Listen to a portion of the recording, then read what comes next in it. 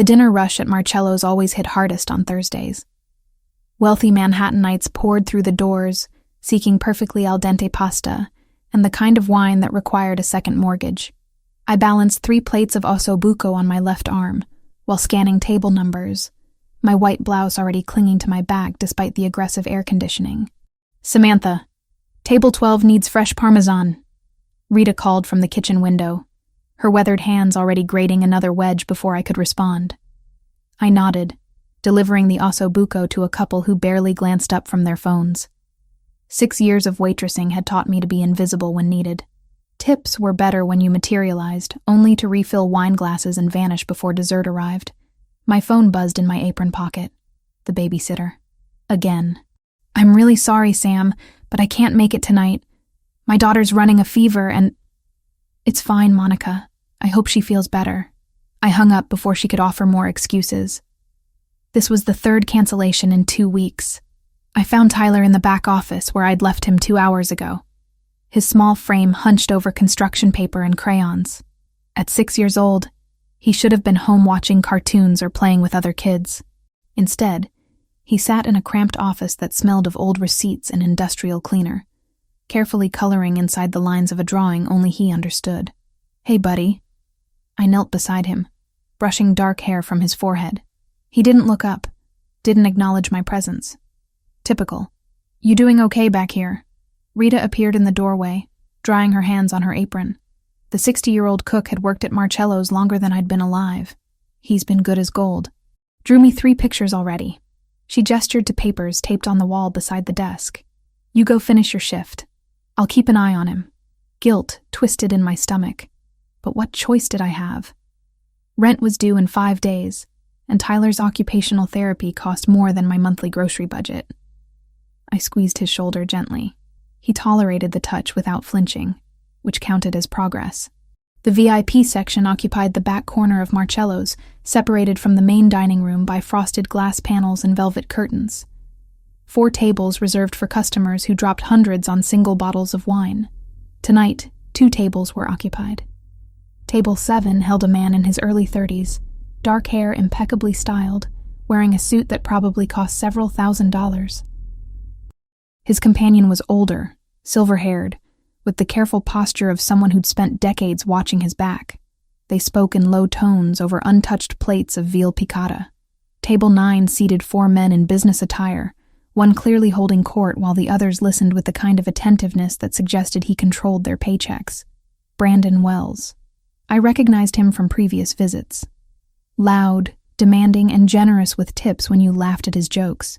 "More wine for table 9.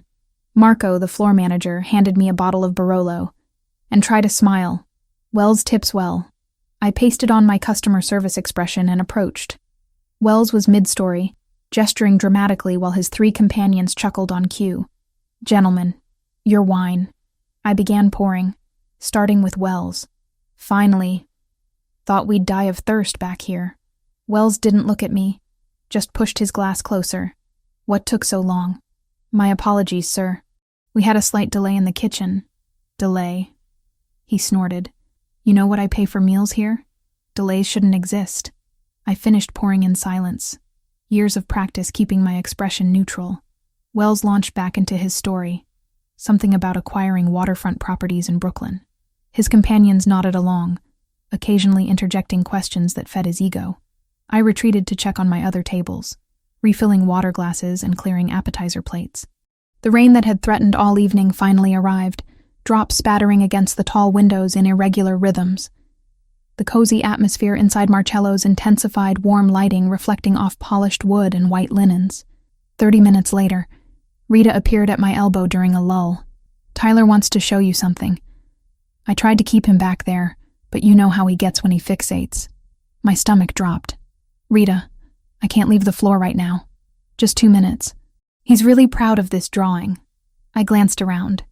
My tables were settled, meals delivered, wine glasses full. Marco was dealing with a complaint at table 3. 2 minutes wouldn't hurt. Tyler waited in the hallway leading to the kitchen, bouncing slightly on his toes while clutching a piece of construction paper. His blue eyes were bright with rare excitement, and he thrust the drawing toward me the moment I appeared. You made this for me? I took the paper, studying the careful lines. A house, 2 stick figures, a yellow sun. This is beautiful, Ty. Is this us? He didn't answer verbally, just pointed at the taller figure, then at me, then at himself. I love it so much. I crouched down, meeting him at eye level. Let's put it in my locker so it stays safe, okay? He nodded, that small gesture of agreement flooding me with warmth. Communication, even non-verbal, felt like winning the lottery. We walked toward the kitchen together, Tyler's small hand in mine. He was careful about touching, only accepting it when he initiated, or from people he trusted completely. The list was short. Me, Rita, his therapist on good days. The hallway was narrow, barely wide enough for servers carrying trays to pass each other. Tyler hugged the wall while I led him forward. We were 3 steps from the kitchen entrance when a server burst through going the opposite direction, tray loaded with dirty dishes from table 9.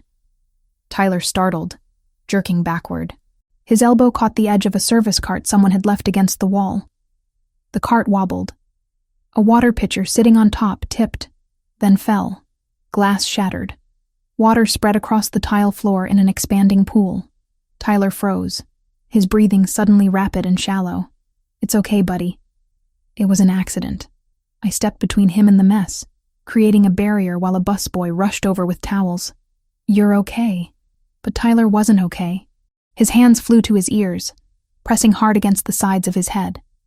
His eyes squeezed shut, his small body beginning to rock. Sensory overload.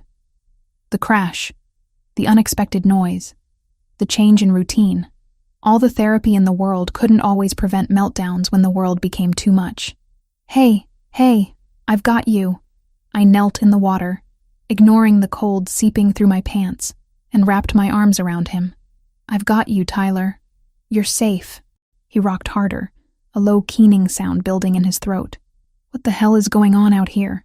Brandon Wells stood at the entrance to the VIP section, his face flushed with wine and irritation. His 3 companions hovered behind him, looking uncomfortable.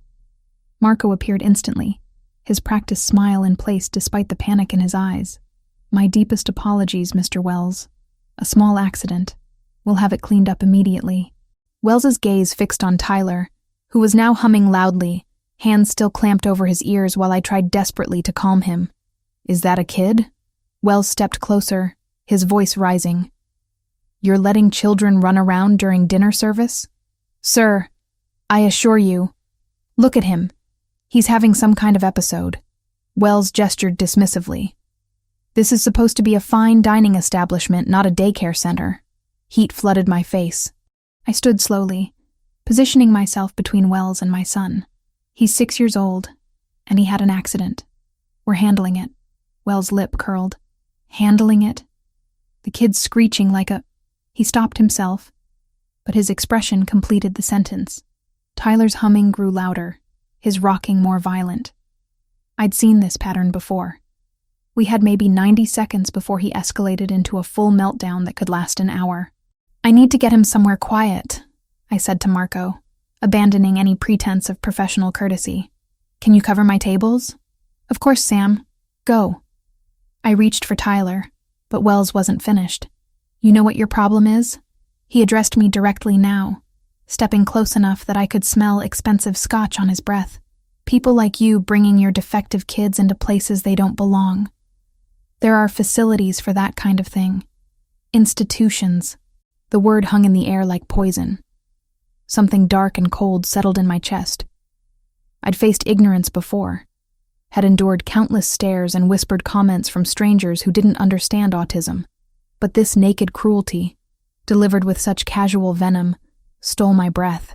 He's not defective. My voice came out steady despite the rage building behind my sternum. He's autistic.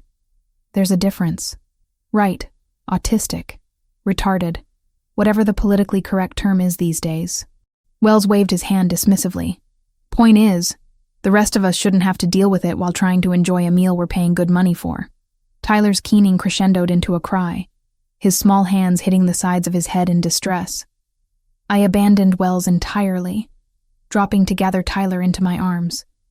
He fought briefly, overwhelmed, before collapsing against me. I'm sorry you had to witness that, Mr. Wells. Marco's voice was strained. Please, return to your table. Dessert is on the house tonight. Damn right it is. Wells started to turn away, then paused. And get that thing out of here before it disturbs my business associates any further. I stopped breathing. That thing. He called my son a thing. That's unnecessary, sir. The voice came from behind Wells, quiet, but carrying the kind of authority that made everyone in the hallway go still. The man from table 7 stood there, hands in his pockets, expression calm, but radiating something dangerous beneath the surface. Up close, he was taller than I'd realized, easily over 6 feet, with dark eyes that held Wells in an unwavering stare. Wells straightened, squaring his shoulders. Excuse me? I said that's unnecessary. The man took 2 steps forward, closing the distance until he stood between Wells and where I knelt holding Tyler. The child had an accident. His mother is addressing it. Your commentary adds nothing productive to the situation. Who the hell are you? Franco Ricchetti. He said it simply, like he was stating the weather. The effect on Wells was immediate. His face paled, bravado evaporating. Behind him, his 3 companions exchanged nervous glances. Mr. Ricchetti, I didn't realize... Wells stammered slightly. I was just... leaving. Franco completed the sentence. You were just leaving. I think your dinner is finished. Then it wasn't a suggestion. Wells seemed to understand this instinctively, nodding quickly. Of course. Yes. We were just about to ask for the check anyway. Marco will bring it to you. I suggest you settle your bill and depart. Franco's tone remained conversational, but something in it made the temperature drop. Immediately would be best. Wells practically fled back to his table, his companions scrambling after him. Marco hovered uncertainly, clearly unsure how to handle whatever dynamic was unfolding. Franco turned to me, and his expression softened fractionally. Is he all right? I held Tyler tighter, his crying diminishing to hiccuping sobs against my shoulder. He will be. Thank you for intervening. No thanks necessary. Franco glanced at Tyler, and something passed across his face. Pain, maybe. Recognition. I understand how difficult this can be. Before I could respond, he walked back to his table without another word. Marco helped me get Tyler to the office, where Rita already had a blanket and his favorite stuffed elephant waiting. Tyler gradually calmed, his breathing evening out as the quiet and familiar surroundings soothed his overloaded senses. You take your time, honey, Rita said, patting my shoulder. I'll watch your tables. 20 minutes passed before Tyler fell asleep, exhausted from the meltdown. I held him in the office chair, my uniform soaked with water and tears, and tried to process what had happened. Someone knocked softly on the doorframe. Marco stood there looking apologetic. Sam, Wells and his party left. But, the gentleman from table 7 wanted me to give you this. He held out a small envelope. He specifically said it's for you only. I took it, confused. Inside was $3,100 bills and a business card with just a phone number printed on it. No name, no company. Just 10 digits in elegant font. What is this? Marco shook his head. He settled his bill, asked who you were, then told me to make sure you got that. Said something about therapy not being cheap and everyone deserving help. Then he left. $3,000. More money than I made in a month. From a complete stranger who'd witnessed my son's meltdown and decided to... What? I stared at the bills, my mind unable to process the gesture. Who is he? I asked. Marco's expression turned careful. Franco Ricchetti. He owns several businesses in Manhattan. Restaurants, some real estate. He comes in maybe once a month. Always quiet. Always professional. He paused. There are rumors, but that's all they are. Rumors. The way he said it made clear what kind of rumors. The way Wells had recognized the name. The immediate deference and fear. I looked down at Tyler sleeping peacefully in my arms. Then at the money in my hand that could pay for 2 months of his therapy. Whatever Franco Ricchetti was, whatever he did, he'd stood up for my son when no one else had. And that gesture, that kindness from a stranger, felt more valuable than any amount of cash. I tucked the money carefully into my locker and finished my shift in a daze. Outside, the rain had stopped, leaving the streets wet and gleaming under streetlights. Tyler slept against my shoulder as I waited for a cab, his small hand clutching his drawing of our house. The business card stayed in my pocket, a mystery I wasn't sure I wanted to solve. 3 days passed before I worked up the courage to call the number on Tyler's therapy clinic. The receptionist who answered sounded confused when I asked about payment. "Mrs. Cooper, your son's account shows a credit of $45,000. 6 months of intensive therapy, fully covered. The payment came through 3 days ago from the Luca R. Foundation."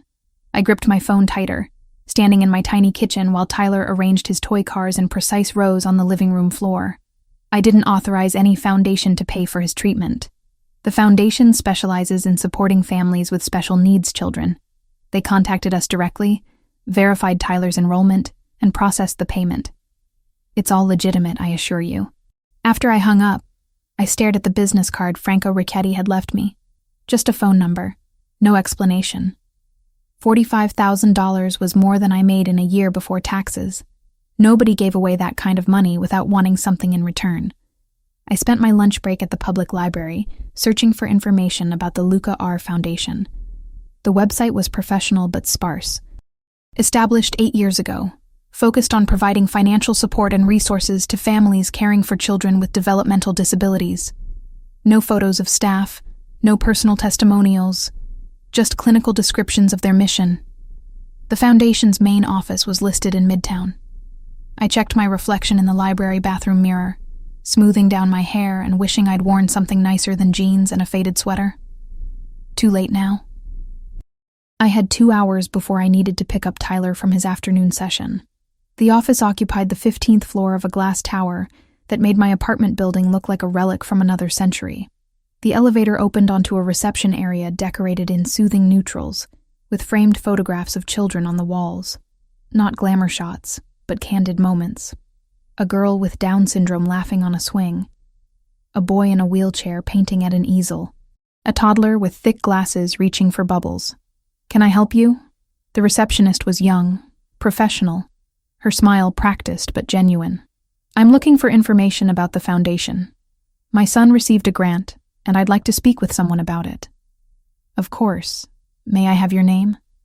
"Samantha Cooper." Her fingers flew across her keyboard, then her eyebrows rose slightly. "1 moment, please." She picked up her phone, spoke quietly into it, then hung up. "Mr. Ricchetti will see you. 3rd door on your right." My stomach clenched. So he was here. I'd half hoped to gather information and leave without confronting him directly. The office was smaller than I expected, lined with bookshelves instead of the expensive art I'd imagined. Franco sat behind a desk covered in manila folders and grant applications, his suit jacket draped over his chair, sleeves rolled to his elbows. He looked up when I entered, and something flickered across his face. "Surprise, maybe. Mrs. Cooper. I wasn't expecting you to track me down quite so quickly." He stood, gesturing to the chairs facing his desk. "Please sit.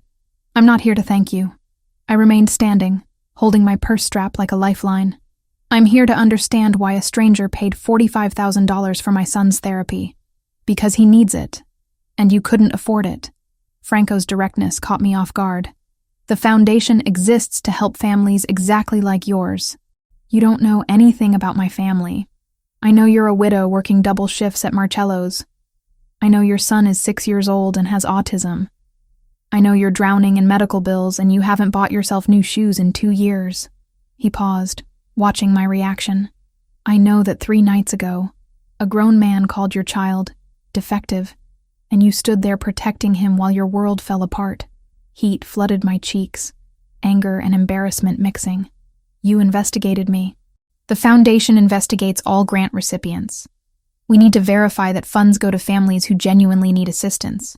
He moved around the desk, leaning against its edge. "But yes, in this case, I took a personal interest." "Why?" The question burst out sharper than intended. "Because you feel guilty? Because you want to play hero?" Something dark crossed his face, pain surfacing before he controlled it. "Because 17 years ago, my younger brother threw himself off a bridge after being bullied his entire life for having Down syndrome. Because I was 19 years old and too consumed with family business to notice how much he was suffering. Because I've spent nearly 2 decades trying to figure out how to make that right, and writing checks is the only thing I know how to do. The raw honesty in his voice stole my breath. This wasn't practiced sympathy or calculated manipulation. This was a wound that had never properly healed. I'm sorry about your brother. I lowered myself into the chair, my anger deflating. But I can't accept this kind of money from you. It's too much. It's already paid. Franco returned to his chair, folding his hands on the desk. The clinic won't refund it, and Tyler's therapy schedule is set for the next 6 months. You can refuse future assistance, but this is done. I wanted to argue, to maintain some shred of independence and dignity. But the practical part of my brain, the part that had been quietly panicking about Tyler's waiting list for speech therapy, whispered that pride was a luxury I couldn't afford. What do you want in return? I asked carefully. Franco was quiet for a long moment. I want to spend time with your son. Every maternal instinct I possessed screamed danger. Absolutely not. Not alone, not unsupervised, with you present in public places for limited periods. He leaned forward, his dark eyes intense. I've been running this foundation for 8 years, and I've never met a single child we've helped. I sign checks and approve grants, but I don't understand. I don't know what these families actually need beyond money. I don't know how to make the foundation more effective. So hire a consultant, interview parents. Don't use my son as some kind of research project. You're right. He nodded, surprising me. That's exactly what it would be initially. But I'm asking anyway, because Tyler reminded me of Luca in that hallway. The way he covered his ears, the way he rocked. Luca did the same thing when he was overwhelmed. His voice dropped. I couldn't help Luca. Maybe I can learn to help other children like him. Maybe spending time with Tyler will teach me something that all the research papers and grant applications can't. I studied him, trying to reconcile this vulnerable confession with the man who'd made Brandon Wells flee with just his name. One meeting. Public place. I can end it at any time if Tyler shows any distress. Relief washed over Franco's features. Thank you. And if this is some kind of elaborate scheme, if you're using my son for anything other than what you've said, I'll find a way to make you regret it. A ghost of a smile touched his lips. I don't doubt that for a second. We arranged to meet at Central Park the following Saturday afternoon. Franco insisted on 2 o'clock, claiming the lighting and foot traffic were optimal for children who might feel overwhelmed by crowds. The specificity of his knowledge surprised me. Saturday arrived gray and cool. Perfect autumn weather. Tyler wore his favorite blue jacket, the one with deep pockets where he stored small toys and smooth stones. He clutched his stuffed elephant as we walked through the park, his free hand in mine. Franco waited near the Bethesda fountain, wearing jeans and a dark sweater instead of the suits I'd seen him in previously. Somehow, the casual clothes made him seem more dangerous, not less. Without the corporate armor, I could see the lean muscle of his shoulders, the careful way he held himself, like someone always ready for trouble. Tyler, this is Franco. He's a friend. I knelt beside my son, keeping my voice calm and steady. He's going to spend some time with us today. Is that okay? Tyler didn't respond verbally, just studied Franco with his careful, evaluating gaze. Children with autism often notice details others missed. Whatever Tyler saw in Franco's face must have satisfied him, because he didn't retreat behind me like he did with most strangers. Franco pulled a small box from his jacket pocket and sat down on the grass, cross-legged, making himself smaller and less threatening. He opened the box to reveal a cube covered in colored squares. A Rubik's Cube, but larger than standard, with bright primary colors. Tyler's attention locked onto it immediately, his fingers twitching with interest. "Do you like puzzles?" Franco asked, not expecting an answer. He twisted the cube slowly, showing how the sections moved. My brother loved these. He could solve them faster than anyone I knew. Tyler dropped my hand and moved closer, drawn by the cube's movement and color. Franco offered it to him, and Tyler took it with both hands, turning it over and examining each face carefully. For the next 2 hours, I watched Franco sit on the damp grass, patiently showing Tyler different combinations and patterns. He never rushed, never grew frustrated when Tyler wanted to repeat the same sequence 15 times. He simply existed in Tyler's world, matching my son's pace with a patience that most paid therapists struggled to maintain. He's doing really well. I finally sat beside them, my professional distance eroding. Most new people overwhelm him. I'm not doing anything special. Franco glanced at me, then back at Tyler. Just letting him lead. Luca taught me that. He'd shut down completely if you pushed him. But if you waited, let him come to you in his own time, he'd share his whole world. How old was Luca when he died? 16. I was 19, already working in the family business. His jaw tightened. I thought I was protecting him by making money, building power. I didn't realize I was abandoning him when he needed me most. Tyler looked up suddenly, studying Franco's face. Then, deliberately, he placed the cube in Franco's palm and covered Franco's hand with both of his. The gesture was unmistakable. Comfort, connection. Franco froze, staring at their joined hands like Tyler had performed a miracle. He doesn't do that with anyone outside family. My voice came out thick with unexpected emotion. Ever. I don't deserve it. Franco's whisper was barely audible, but I'll try to. We stayed until Tyler grew tired, his movements becoming less coordinated, signaling approaching sensory overload. As we walked back toward the park exit, Franco fell into step beside me. There's something else. He pulled out his phone, scrolling to a contact. The foundation has a list of caregivers who specialize in autism. They're thoroughly vetted, trained in behavioral therapy, patient and reliable. I know you've been having trouble with your current babysitter canceling. My defenses rose automatically. I can't afford specialized care. The foundation covers it, part of family support services. We provide up to 20 hours per week of respite care for parents. It was too perfect, too convenient. Why didn't you mention this 3 days ago when we talked? Because I needed to see if I could actually do this, if I could spend time with a child like Luca without falling apart. He stopped walking, his expression serious. I meant what I said, Samantha. I want to learn. Tyler's teaching me things I didn't understand before, and it's only been 2 hours. If you'll allow it, I'd like to do this again. Once a week, same time, same place. You set all the boundaries. Tyler tugged my hand, ready to go home. I looked between my son and the man who'd somehow managed to connect with him in a single afternoon. Once a week. I agreed carefully. We'll see how it goes. Franco's smile transformed his entire face, making him look younger, less burdened. Thank you. That evening, a woman named Patricia called about the caregiver position.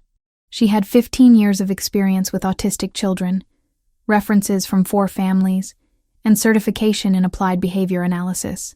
She could start Monday if I wanted. I wanted, desperately. But accepting felt like another step deeper into whatever arrangement I'd made with Franco Ricchetti, another thread tying us together in ways I didn't fully understand yet. Tyler brought me his drawing pad before bed, showing me a new picture. 3 stick figures this time. 1 tall, 1 medium, 1 small. In the tall figure's hand, a colorful square that could only be the cube. Is that Franco? I asked. Tyler pointed at the tall figure, then at himself, then at me. The 3 of us, standing in the park together. I kissed the top of his head, breathing in the scent of his strawberry shampoo, and wondered what exactly I'd gotten us into. Patricia turned out to be everything the foundation promised. She arrived on Monday wearing comfortable clothes and carrying a backpack full of sensory tools Tyler had never seen before. Within 15 minutes, she had him engaged with a weighted lap pad and textured fidget toys. I left for my shift at Marcello's feeling lighter than I had in months. The routine Franco and I established settled into place with surprising ease. Tuesday and Saturday afternoons at 2 o'clock, various locations around Manhattan. Always public, always supervised, always ending when Tyler showed signs of fatigue. The second week, Franco brought a chess set. Not a standard one, but oversized pieces with magnetic bases and bright colors that Tyler could distinguish easily. We'll start simple, just learning how each piece moves. Franco sat cross-legged on a bench in Bryant Park, the board between them. This is a pawn. It moves forward 1 square at a time. Tyler picked up the red pawn, examining it from every angle before placing it back exactly where it had been. Then he picked up the blue knight, turning it slowly. That one's trickier. Knights move in an L shape. Franco demonstrated with another piece, his movements slow and deliberate. They can jump over other pieces too. I watched from a nearby bench, pretending to read a book while actually observing every interaction. Franco's patience never wavered, even when Tyler spent 20 minutes just arranging and rearranging the pieces by color instead of playing. He seemed content to exist in whatever activity Tyler chose, adapting rather than directing. The third week, something shifted. We arrived at the park, and Tyler's head turned immediately, scanning the area. When he spotted Franco standing near the fountain, Tyler's whole body relaxed. He pulled away from my hand and walked directly to Franco, holding up the small notebook he carried everywhere. Franco knelt down, accepting the notebook Tyler offered. Inside were drawings, dozens of them, chess pieces in various arrangements, the Rubik's Cube from different angles, and on the last page, a stick figure with dark hair holding a chess piece. "You drew me." Franco's voice was thick with emotion he didn't bother hiding. "This is incredible, Tyler." Tyler reached out and touched Franco's hand, just briefly, before pulling back and opening his own backpack to retrieve the chess set Franco had given him to keep. "He's been practicing at home." I joined them, unable to maintain my observer distance. "Every night before bed, he sets up the pieces exactly how you showed him. He remembers the positions." Franco looked at me, wonder clear in his expression. "That's remarkable spatial memory." His therapist says many autistic children have incredible memory for patterns and sequences. Tyler can remember the exact arrangement of his toy cars from 3 days ago. Franco turned back to Tyler, his attention absolute. "Want to try moving the pieces today? We can play a real game." They played for an hour, Franco gently guiding but never forcing. Tyler moved pieces seemingly at random at first, but gradually I noticed patterns emerging. He was testing, learning the boundaries of what each piece could do. My night shifts continued at Marcello's, the familiarity of the work comforting after days spent navigating the strange new dynamic with Franco. Thursday evening, I was refilling wine glasses in the main dining room when I noticed him sitting alone at table 12, reading something on his phone while a plate of carbonara sat untouched. "I didn't know you were coming in tonight." I approached his table, suddenly self-conscious about my work uniform and the smell of kitchen grease probably clinging to my hair. Franco looked up, setting his phone aside. I had a meeting nearby. Figured I'd grab dinner somewhere familiar. "The carbonara's getting cold." I got distracted. He gestured to the empty seat across from him. "Take a break. Sit for a minute." I shouldn't have. I had 4 other tables and Marco was already giving me looks for lingering. But I sat anyway, folding my hands in my lap to keep them still. "How was Tyler's session today?" Franco asked. "Good. His speech therapist thinks he might be ready to try verbal communication exercises soon. Not full sentences, but single words for basic needs." "That's progress." "It is." I studied him, this man who'd inserted himself into our lives and somehow become essential in just 3 weeks. "Why do you really care so much? And don't tell me it's just about Luca." Franco was quiet for a long moment, his fingers tracing patterns on the tablecloth. "When Luca died, I promised myself I'd never ignore someone vulnerable again, but I broke that promise every day for 17 years. I built businesses, made money, accumulated power, and I never once got down on the floor with a child who needed help. I just wrote checks and convinced myself that was equivalent to caring. It's not nothing. Those checks help families survive, but they don't require me to feel anything. They don't require me to risk caring about someone and failing them again." He met my eyes, his dark gaze intense. "Tyler makes me feel things I've avoided for nearly 2 decades. It's uncomfortable and terrifying, but it's also the first time in years I've felt like a decent human being."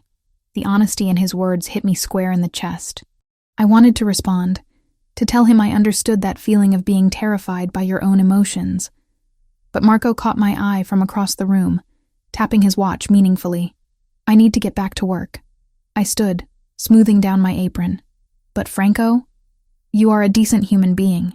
You just forgot for a while." His smile was small but genuine. "I'll try to remember that." Saturday's meeting location was the Museum of Natural History. Franco had arranged for us to visit during a special sensory-friendly hour when lights were dimmed and crowd sizes limited. Tyler moved through the dinosaur exhibits with unusual ease, his fascination with the massive skeletons overriding his usual anxiety about new environments. "Look at the size of those teeth." Franco pointed to the T-Rex's jaw, Imagine trying to brush those every night. It was such an absurd comment that I laughed out loud, the sound echoing in the vast hall. Tyler looked at me, startled by the noise, then at Franco, then back at me. Something that might have been amusement flickered across his small face. We spent 2 hours wandering the exhibits, Franco providing a running commentary that was equal parts educational and ridiculous. Tyler didn't respond verbally, but his attention never wavered, his small hand finding Franco's at one point when the crowd near the meteorite display grew unexpectedly large. He trusts you. I watched them examine a display of fossils together. That's not something he gives easily. The feeling's mutual. Franco glanced at me over Tyler's head. I trust him too. And you. The words settled between us, weighted with implications neither of us was ready to address directly. We were leaving through the gift shop when everything fell apart. Tyler had been fine all morning, his anxiety managed by the controlled environment and predictable routine, but the gift shop was chaos.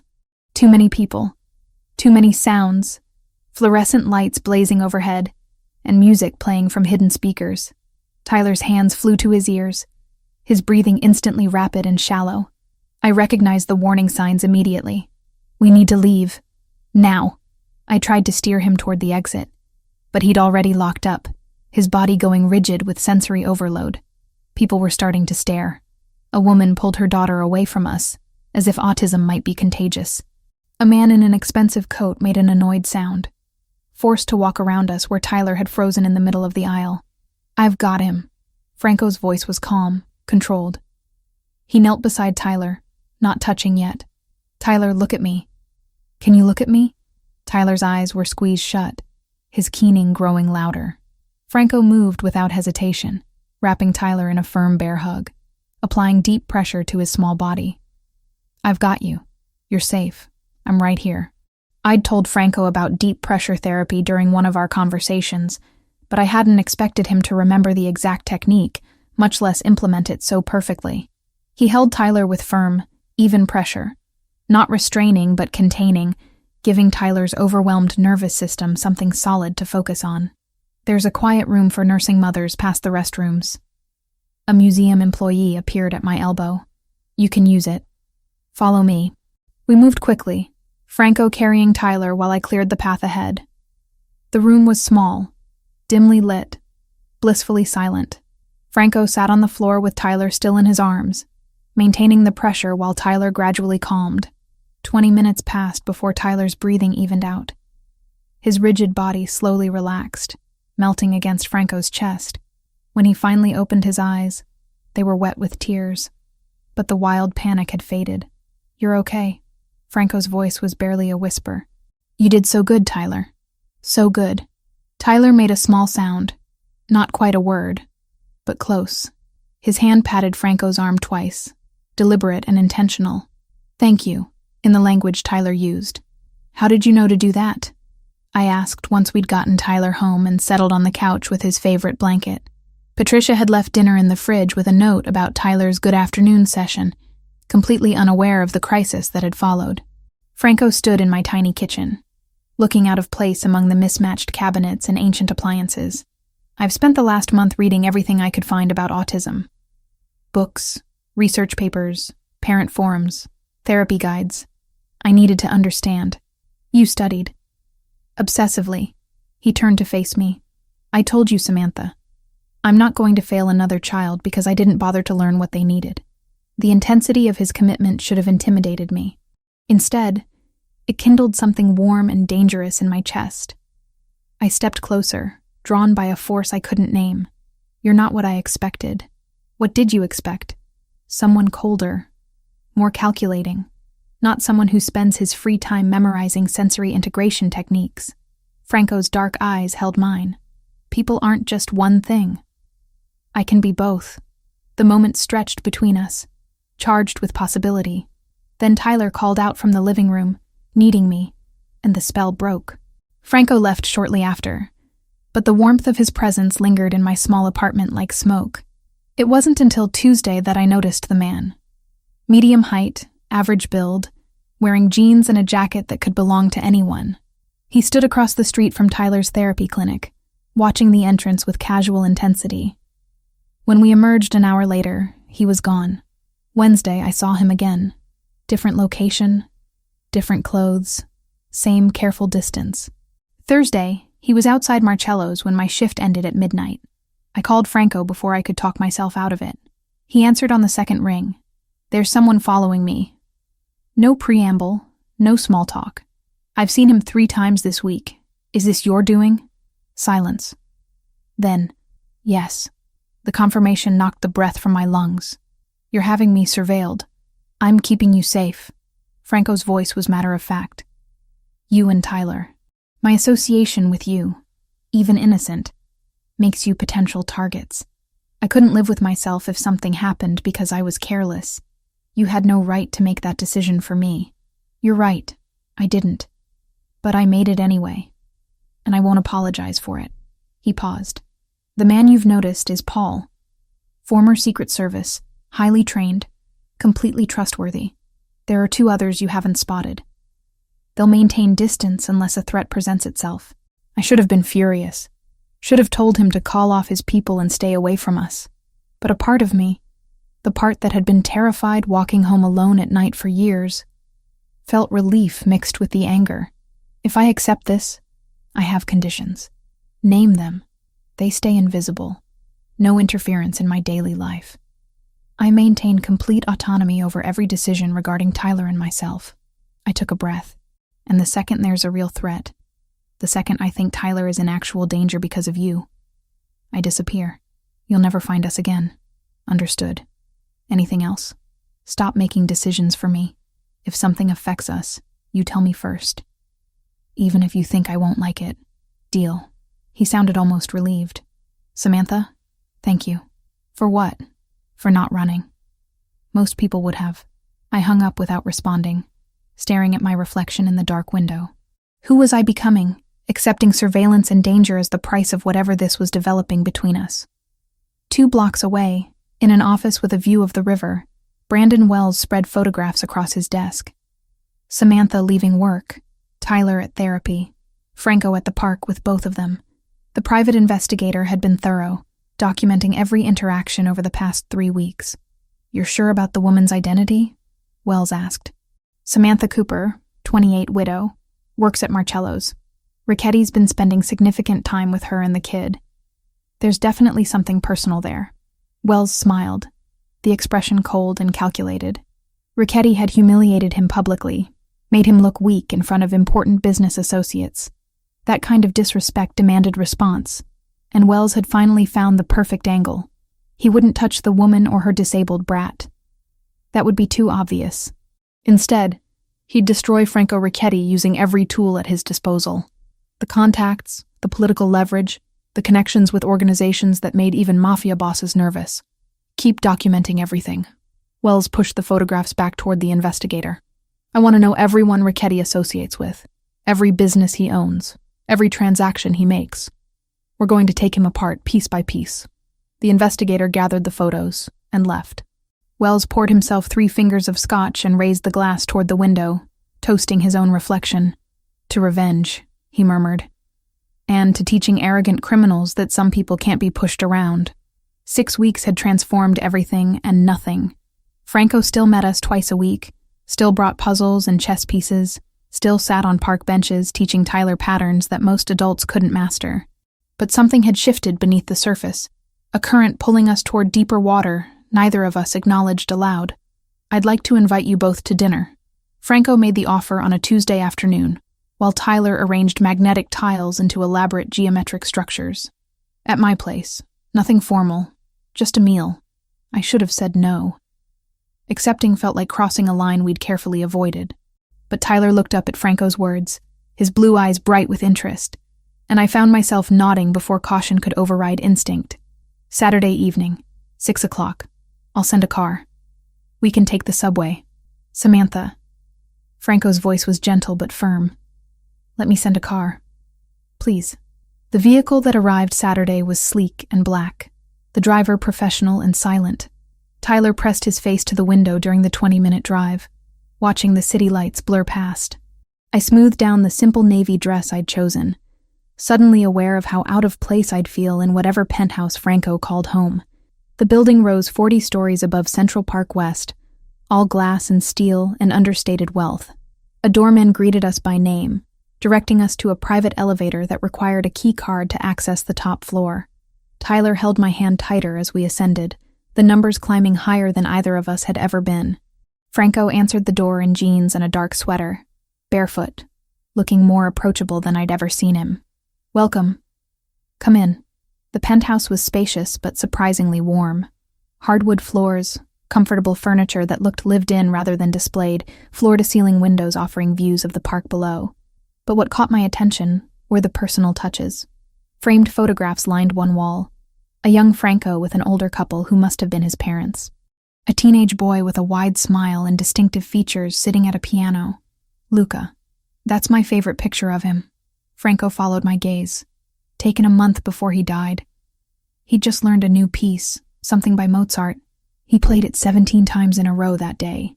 Tyler had already discovered the aquarium built into the far wall, a massive tank filled with colorful fish and living coral. He stood transfixed, his small hands pressed against the glass. I had it installed 2 years ago. Thought it might be calming. Franco joined Tyler, pointing out different species. "That's a clownfish. See the orange and white stripes? And the blue one hiding in the coral is a tang."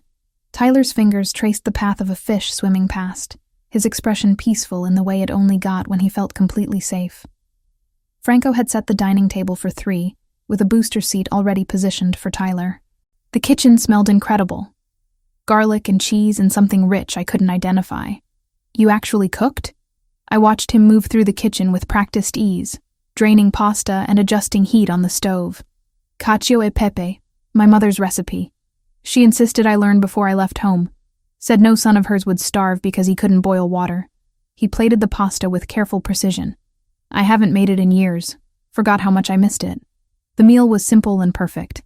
Tyler ate more than usual, the familiar environment, and Franco's presence easing his typical mealtime anxiety. We talked about small things.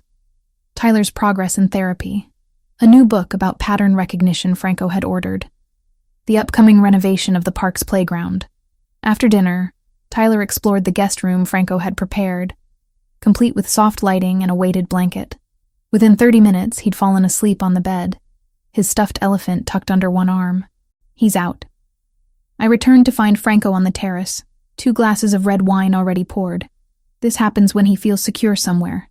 His body finally lets him rest. Good. He should feel safe here. Franco handed me a glass, gesturing to the lounge chairs positioned to face the park. "You both should." The October air was cool, but not cold, the city sprawling below us in a carpet of lights. I sipped the wine, letting the silence stretch comfortably between us. "Can I ask you something?"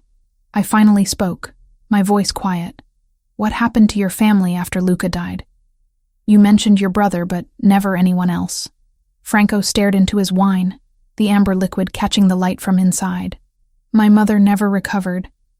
She blamed herself. Spent 2 years in a depression so deep she barely left her room. When she finally did leave, it was in a casket. Heart attack, the doctor said. But I think she just gave up. Decided living without Luca wasn't worth the effort." The rawness in his voice made my chest ache. "And your father?" Threw himself into the family business with a violence he'd never shown before. Every negotiation became a war, every competitor an enemy to be destroyed. He used grief as fuel, turned it into something cold and brutal. Franco's jaw tightened. I was 21, suddenly responsible for operations I barely understood, trying to channel the same rage my father had because it was easier than feeling the loss. I became exactly like him, ruthless, efficient, empty. "You're not empty now." "No. But I was for a very long time." He turned to look at me, his dark eyes holding mine. "Tyler reminded me what it feels like to care about something beyond power and money. You both did." The intensity of his gaze made my pulse quicken. I looked away, focusing on the park below. I understand using work to avoid feeling things. After Anthony died, I threw myself into providing for Tyler. Every shift, every extra hour, it was easier than sitting still long enough to process what I'd lost. "How did it happen, if you don't mind me asking?" "Construction accident. Scaffolding collapse on a high-rise in Queens." He was 40 feet up when the supports failed. The words came easier now. 6 years of distance softening the sharp edges. I was 8 months pregnant. Felt the contraction start while the hospital chaplain was still explaining that Anthony didn't survive the fall. Tyler came 7 weeks early, barely 4 pounds, spent his first month in the NICU. Franco reached across the space between our chairs, his hand finding mine. The contact was warm, solid, grounding. The autism diagnosis came when he was 2. I'd suspected before then, but having it confirmed felt like another loss somehow. Not of Tyler, but of the future I'd imagined.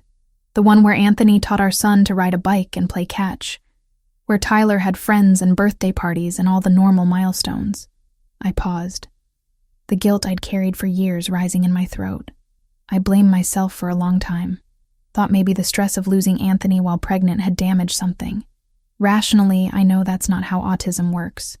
Emotionally, I've never fully forgiven myself for not being strong enough to protect him. Samantha, Franco's grip on my hand tightened. You're one of the strongest people I've ever met. Tyler's lucky to have you as his mother. Some days I'm not sure he'd agree. Some days I feel like I'm failing him constantly. You're not. Trust me on that. He stood, pulling me gently to my feet until we were standing close together, the city lights casting shadows across his face. You're giving him exactly what he needs. Love, patience, acceptance. That's more than most children ever receive. The air between us changed, charged with something we'd both been avoiding. Franco's hand rose slowly, his fingers brushing my cheek with a tenderness that made my breath catch. His other hand found my waist, drawing me closer until barely any space remained. I should kiss you right now. His voice was rough, barely above a whisper. I've wanted to for weeks. Then why don't you? The words escaped before I could stop them. Because when I do, I need you to be absolutely certain it's what you want. Not gratitude for helping Tyler. Not obligation because I've paid for things. Just you, choosing me. Because you want this as much as I do. His hands framed my face, thumbs tracing my cheekbones, while his eyes searched mine for answers to questions he hadn't asked aloud. I could feel his breath, smell the wine and something else uniquely him, every nerve in my body screaming to close the final distance. Instead, he stepped back, releasing me with visible effort. Ask me again when you're sure. When there's no doubt in your mind. The loss of his warmth left me unsteady. I wanted to argue, to tell him I was sure right now, but part of me recognized the wisdom in his restraint. Whatever this was between us, it deserved to be built on certainty rather than moment's impulse. I left him on the terrace and checked on Tyler, who slept peacefully in the guest room. When I returned, Franco stood at the windows with his phone pressed to his ear, his posture rigid with tension. When did this start? He listened intently, his free hand curling into a fist. Anonymous tips. Of course. How detailed are we talking? More listening. No, don't try to handle this alone. I'll have Joseph contact you first thing tomorrow. We need a full legal team assembled by Monday. He ended the call and stood motionless for several seconds before acknowledging my presence. What's wrong? That was my attorney, Lauren Mitchell. The FBI has initiated a formal investigation into my business operations. Money laundering, tax evasion, racketeering. Based on anonymous tips that included internal financial records someone shouldn't have access to. The implications settled over me like ice water. Someone's setting you up. Someone's declaring war. Franco's voice was calm, but anger simmered beneath the surface, and they were smart about it. The discrepancies they've planted are subtle, believable. This isn't going to disappear with a few phone calls. I thought about the surveillance, the careful distance Franco maintained from anything illegal around me and Tyler, the way he'd built walls between his legitimate businesses and whatever else he did. Someone had studied him carefully, found the exact pressure point to exploit. What happens now? Now I fight. Legally, through channels the right way. He turned to face me, exhaustion evident in the lines around his eyes. But this is exactly what I was afraid of. My world touching yours, bringing danger you didn't ask for. We are not in danger from an FBI investigation. You're not. But you're associated with me, and that association will be scrutinized. Your finances, your background, Everywhere you go, everyone you talk to, they'll turn your life inside out looking for leverage. He moved closer, his expression serious. I can end this right now. Stop seeing you and Tyler. Remove myself from your lives completely. You be clear of whatever's coming. The offer should have tempted me. Should have been the escape I needed from complications I'd never wanted. Instead, it felt like losing something I'd only just begun to recognize as essential. Is that what you want? No. But what I want doesn't matter if it puts you and Tyler at risk. I closed the distance between us, reaching up to touch his face the way he'd touched mine minutes earlier. Then let me decide what risks I'm willing to take. You don't get to make that choice for me. His eyes searched mine, looking for certainty he'd demanded I have. This could get ugly, Samantha. Really ugly. I've survived ugly before. I'm still standing. I let my hand drop. But I need you to promise me something. You fight this the right way, like you said. No shortcuts, no violence, no reverting to whoever you used to be. Because that's the man I won't accept around my son. Franco nodded slowly. I promise. No matter what happens, I won't become that person again. It felt like sealing an agreement neither of us fully understood yet, but one that would define everything that came after. 2 weeks after the FBI investigation began, Franco's world started crumbling in slow motion. I didn't know this at the time. He'd become expert at compartmentalizing, showing up for our scheduled meetings with Tyler as if nothing had changed. Tuesday afternoons at the park, Saturday mornings at various museums. Always patient, always present, never letting the weight he carried show. I should have noticed the tension in his shoulders, the way he checked his phone more frequently, the dark circles under his eyes that no amount of sleep could erase. But I was too focused on Tyler's progress, on the way my son had started attempting single words during therapy, to see the storm gathering around the man who'd become central to both our lives. The first crack appeared when Franco canceled our Tuesday meeting. A text message, brief and apologetic. Business emergency. We'll reschedule soon. Sorry. Tyler spent that afternoon confused and agitated, checking the window every 10 minutes as if Franco might still appear. I tried distracting him with the chess set, but he pushed it away, retreating to his room with his stuffed elephant. Thursday brought another cancellation. This time, no explanation at all. Just, can't make Saturday. Talk soon. Something was wrong. Franco had never missed a meeting without detailed explanation, had never been dismissive or vague. I considered calling him, demanding answers, but pride kept my phone in my pocket. If he wanted distance, I'd give it to him. Friday evening, I worked the dinner shift at Marcello's. The restaurant was packed, every table full, the kitchen running behind on orders. I was refilling water glasses at table 8 when I heard his name from the bar television. Federal investigation into alleged organized crime figure Franco Ricchetti has expanded to include multiple business holdings across Manhattan. Sources close to the investigation suggest evidence of systematic money laundering through legitimate real estate ventures and restaurant chains. My hand froze, water pitcher suspended in midair. The screen showed Franco's photo, a professional headshot that made him look cold and dangerous. Nothing like the man who sat on park benches teaching chess to autistic children. The investigation, initiated by anonymous tips containing detailed financial records, has already resulted in the freezing of several accounts and the suspension of business operations pending federal audit. The reporter continued, but I couldn't process the words over the rushing sound in my ears. Franco had known this was coming. Had known for 2 weeks while pretending everything was fine, while showing up to play with Tyler as if his entire life wasn't being dismantled by federal investigators. He'd lied to me, not directly, but through omission, which felt worse somehow. I finished my shift on autopilot, serving meals and clearing plates while my mind spun through implications. The investigation, the money he'd spent on Tyler's therapy, the foundation, the surveillance he'd placed on us. How much of it was connected to whatever illegal activities he'd built his empire on? Rita found me in the walk-in freezer an hour before closing, supposedly checking inventory, but really just standing in the cold trying to numb the hurt spreading through my chest. You saw the news. It wasn't a question. Rita always knew everything. He didn't tell me. Knew for weeks and didn't say a word. Maybe he was trying to protect you. Keep you separate from the mess.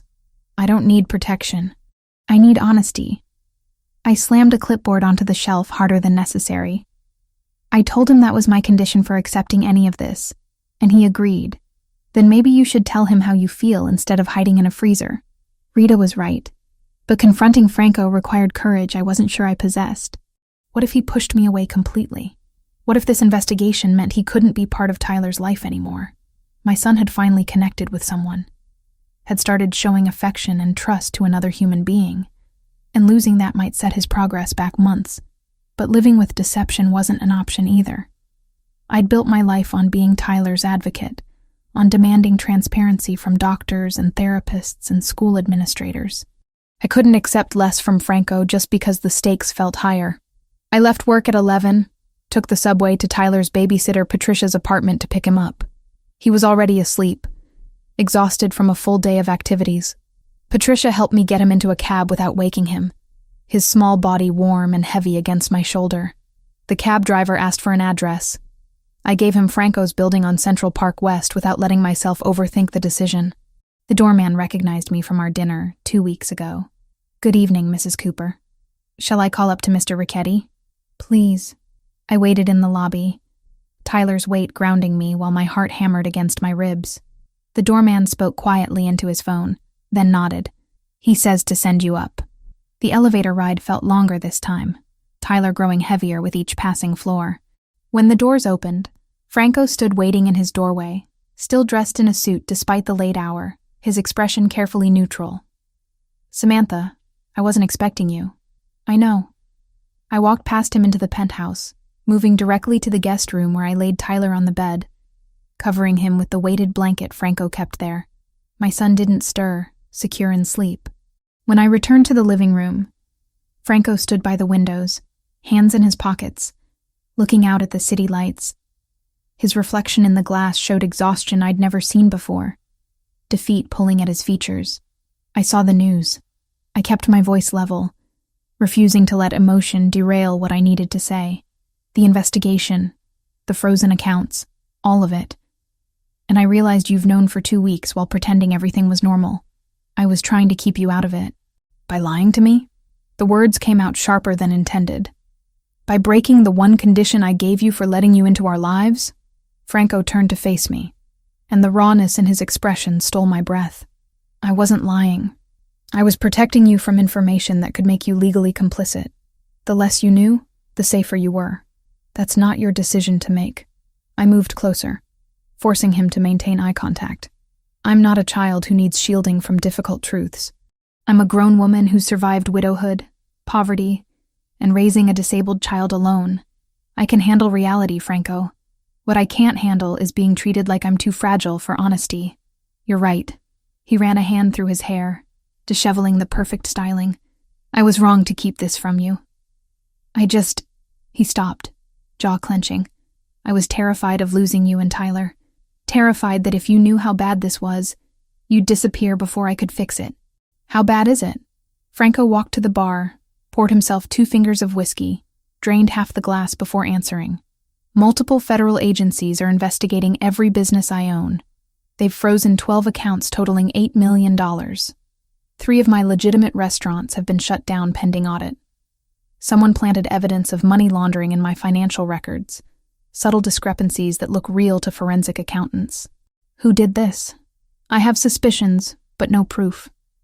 Brandon Wells has the connections and the motivation. He's friends with politicians who can pressure federal agencies, has business ties to organizations that could provide the kind of detailed intelligence needed to set this up. Franco finished his drink, set the glass down with deliberate control. He's destroying me systematically, legally in ways I can't fight with the methods I used to rely on. What methods? The question hung between us, loaded with implications we both understood. Franco's dark eyes held mine, and I saw the internal war playing across his features. Truth or comfortable fiction? Safety or honesty? Violence, intimidation, making problems disappear permanently. His voice was flat, factual. That's who I was for most of my adult life. Someone who solved conflicts by being more dangerous than anyone who challenged me. I should have been shocked, horrified. But I'd known, somewhere deep down, Exactly who Franco Ricchetti was before he'd decided to change. The fact that he was admitting it now, trusting me with the darkest parts of himself, mattered more than the confession itself. And now I'm trying to be someone different. Someone who deserves to be around your son. Someone who fights battles through lawyers and legal channels, even when every instinct screams to handle this the old way. He moved closer, stopping just outside my personal space. But I'm failing, Samantha. My organization is fracturing. People who respected me think I'm weak now.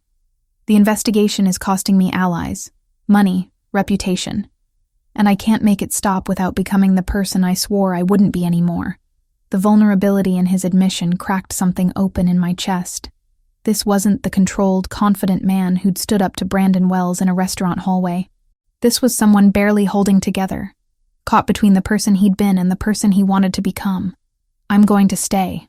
The words came out steady, certain, but only if you promise me complete honesty from this point forward. Every development in this investigation, every threat, every decision that affects us. You don't get to decide what I can handle anymore. That's my choice, not yours. Relief flooded Franco's face so intensely it was almost painful to witness. I promise. No more secrets. No more protection through ignorance. You'll know everything. Good. I started to turn away, then stopped. And Franco? I'm staying not because I think you're perfect or redeemed or any of that romantic nonsense. I'm staying because Tyler has made more progress with you in 2 months than he made in the previous year. Because you've shown him patience and acceptance that most people can't manage. Whatever you were before doesn't matter as much as who you're trying to be now. He closed the distance between us, his hand cupping my face with the same gentle reverence he'd shown at dinner 2 weeks ago. What if trying isn't sufficient? What if I lose everything? Then you'll rebuild. People do it every day. I let myself lean into his touch briefly before stepping back. But you have to fight this the right way, Franco. No shortcuts, no violence, no matter how tempting. Because the second you go back to being that person, I'm gone. I understand. A knock on the door interrupted whatever else might have been said. Franco tensed immediately, his entire demeanor shifting to something harder, more alert. He checked the security screen beside the door, then relaxed fractionally. It's Joseph, my consigliere. The man who entered was silver-haired, late 50s, with the kind of presence that suggested he'd seen and survived things most people couldn't imagine. His eyes swept the room, cataloging my presence with professional assessment before focusing on Franco. We need to talk. Now. Joseph's voice carried urgency that made my stomach clench. The situation has escalated. Samantha should hear this. Franco gestured for me to stay. No more secrets, remember? Joseph's eyebrows rose, but he nodded. Wells leaked information to 3 major news networks. By tomorrow morning, your name will be connected to every unsolved organized crime case in the past decade. True or not, the coverage will be devastating. Let him. We'll issue statements through Lauren, correct the record where we can. That's not all. Joseph pulled out his phone, showing a document that meant nothing to me, but clearly meant everything to Franco based on his expression. He's been meeting with representatives from the Yakuza Yamaguchi. They've been trying to expand operations in New York for years. Wells is offering them information about your territory, your operations, your weaknesses, in exchange for their help destroying you completely. The temperature in the room seemed to drop. Franco's hands curled into fists at his sides, his jaw so tight I could see muscle jumping beneath his skin. When did you confirm this? 3 hours ago. I've had people watching Wells since the investigation started. Joseph pocketed his phone, his expression grim. Franco, this has gone beyond business competition. Wells has made this personal, and he's brought in people who won't stop at legal destruction. The Yakuza doesn't play by federal rules. Neither do we. The words came out cold, emotionless. The man I'd glimpsed in the restaurant hallway. The one who'd made Brandon Wells flee with just his name. Exactly. Joseph leaned forward, his voice dropping. One word from you, and Wells disappears. Quietly, cleanly, in a way that can never be traced back to us. The investigation loses its primary source. The Yakuza loses their inside connection. Everything stops. Silence filled the penthouse, heavy with the weight of the decision being offered. I watched Franco's face, saw the war being waged behind his dark eyes. Every muscle in his body radiated tension, violence barely contained beneath expensive clothes and civilized veneer. This was the moment everything hinged on. The choice between who he'd been and who he wanted to become. Easy solution versus difficult principle. Franco's gaze found mine across the room, and something passed between us. A question, a plea, an acknowledgement of what he was giving up by choosing the harder path. No, his voice was rough but definite. We don't touch wells. We fight this through legal channels, through evidence and attorneys in the system. Joseph's expression flickered with something that might have been disappointment or respect. That could take years. Could cost you everything you've built. Then it costs me everything. Franco's posture remained rigid, but certainty filled his words. I'm not going back to solving problems with body counts. Not anymore. Joseph studied his boss for a long moment, then nodded slowly. Your call. I'll inform the others that Wells remains off limits. After Joseph left, Franco stood motionless at the windows, staring out at the city that was slowly turning against him. I moved to stand beside him, our reflections side by side in the glass. That was the hardest thing I've ever done. His voice was barely a whisper. Every instinct I have screamed to take Joseph's offer, but you didn't. That's what matters. Is it? What if choosing principle over pragmatism destroys everything? I reached for his hand, lacing our fingers together. Then we figure out what comes next. Together. The crisis exploded on a Wednesday morning in a warehouse Franco hadn't used for legitimate meetings in over 3 years. He'd called the gathering himself, knowing what it meant to summon his captains to this particular location. It was the kind of place where decisions were made in the old days, back when disagreements ended with bodies in the Hudson. 5 men sat around the steel table, representing the core of his organization. Joseph stood at Franco's right shoulder, arms crossed, expression unreadable. The tension in the room was thick as smoke. Everyone understanding this meeting would determine whether the empire Franco had built would survive or fracture. You all know why we're here. Franco remained standing, refusing to sit. In the hierarchy they'd built together, sitting suggested equality. Standing reminded them who held final authority. The investigation is escalating.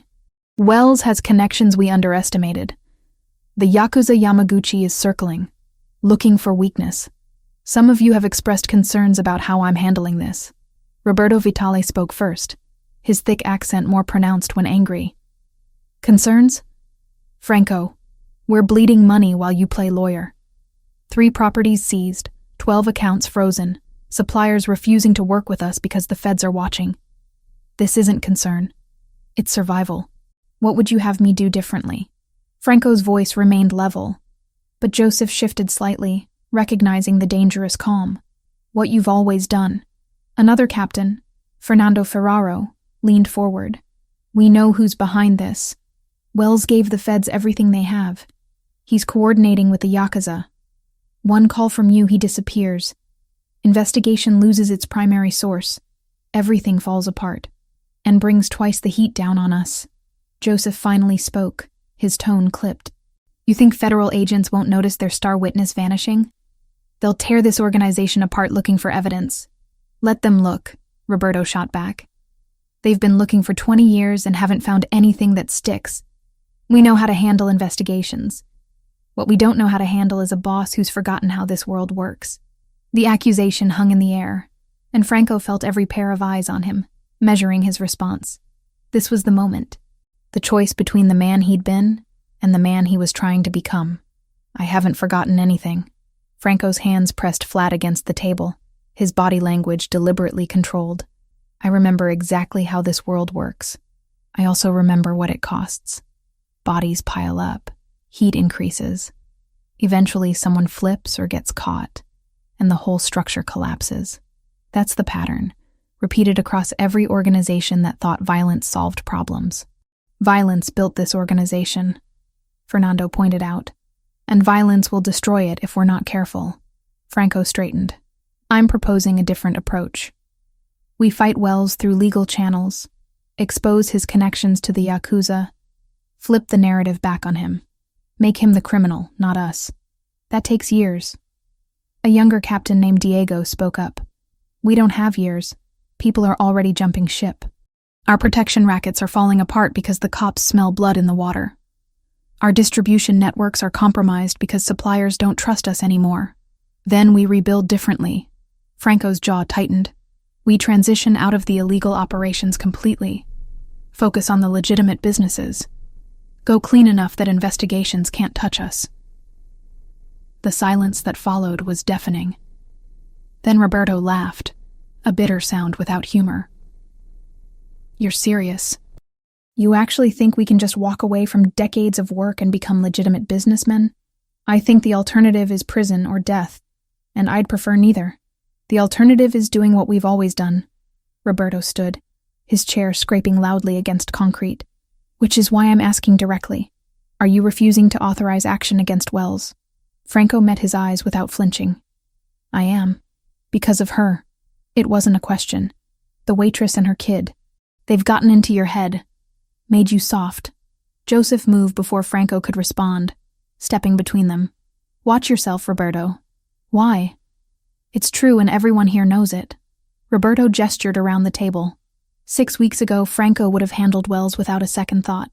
Now he's spending afternoons in parks teaching some special needs kid how to play chess while our world burns down around us.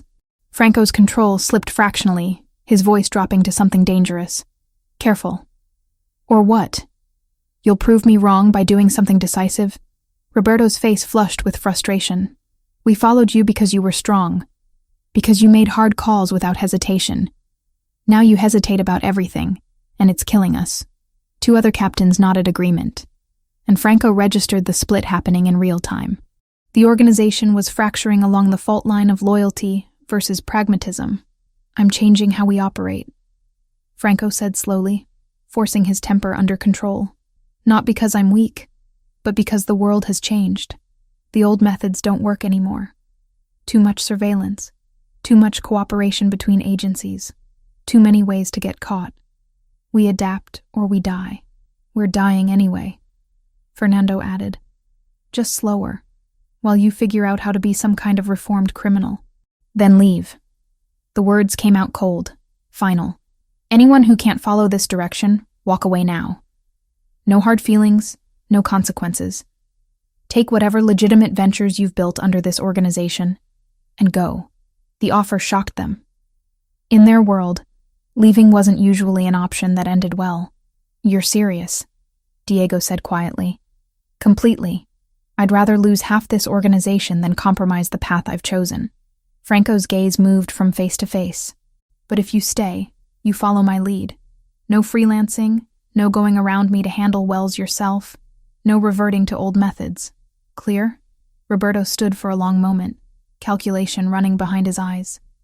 Then he shook his head. "I can't do this, Franco. I can't watch everything we built crumble because you grew a conscience. I'm out."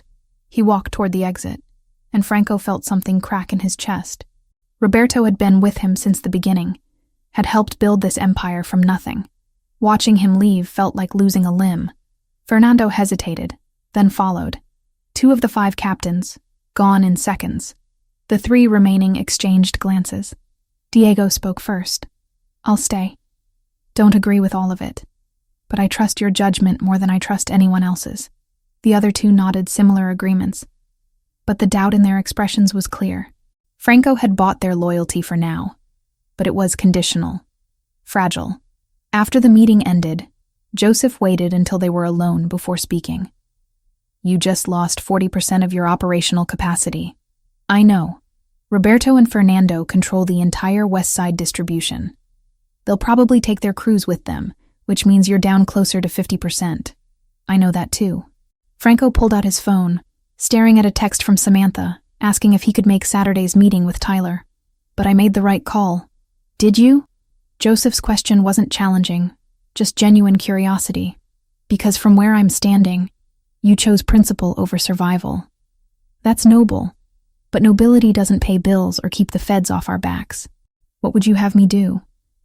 Kill Wells and prove every accusation against me true? Become the monster they think I am, so Tyler can grow up knowing his friend is a murderer?" Joseph was quiet for a moment. "I've known you since you were 20 years old, Franco. I watched you take over from your father, watched you build this into something bigger than anyone imagined. And in all those years, I've never seen you care about being someone's friend. Not really. Maybe that's the problem. Maybe I should have cared sooner. Maybe. Joseph moved toward the door. But caring now might cost you everything, including the ability to protect that woman and her son if things get worse. The words landed like physical blows. Because Joseph was right. Franco had built protection through power and fear. Strip those away, and what did he have left to shield Samantha and Tyler from the storm he'd pulled them into? While Franco dealt with his collapsing organization, I sat in my therapist's office struggling to articulate the war happening inside my chest. Dr. Harris waited patiently, giving me space to find words for feelings I barely understood myself. I think I'm falling in love with him. The admission felt both terrifying and inevitable, which is completely insane given everything happening. Why is it insane? Because he's under federal investigation. Because he's admitted to violence in his past. Because people in his world are leaving him because they think I've made him weak. I twisted my hands together, unable to meet her eyes. How can I be falling for someone whose life is actively falling apart because of choices I'm partially responsible for? Are you responsible for his choices? He says Tyler and I are part of why he's choosing this path. That we've shown him something worth being better for. That's not the same as being responsible, Dr. Harris pointed out gently. He's making decisions based on his own values and who he wants to become. You're an influence, yes, but not the cause. It feels like I am. I finally looked up. Every time he chooses the harder path, the one that costs him more, I see him look at me like he's checking if it's worth it. Like I'm the reason he's not taking the easy, violent solution everyone else wants. And how does that make you feel? Terrified, honored, guilty, all of it at once. I exhaled shakily.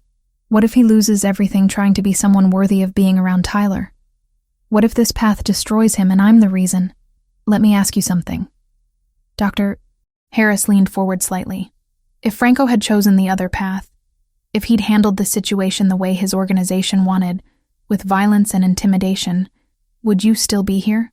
Would you still be considering a relationship with him? No. The answer was immediate, certain. I told him that was my line. Any violence, any return to who he used to be, and I'm gone. So your presence in his life isn't making him weak. It's making him choose between being strong in the way he always has been versus being strong in a completely different way. The fact that he's choosing the second option tells you something important about his character. I sat with that, turning it over in my mind. That he's capable of change. That he wants to change. That he values what you and Tyler represent more than he values the easy path. She paused. The question you need to answer is whether you can handle being part of that journey, knowing it might not end well, knowing he might lose everything and need to rebuild from nothing. I've been broke before. I know how to survive it. I'm not talking about money.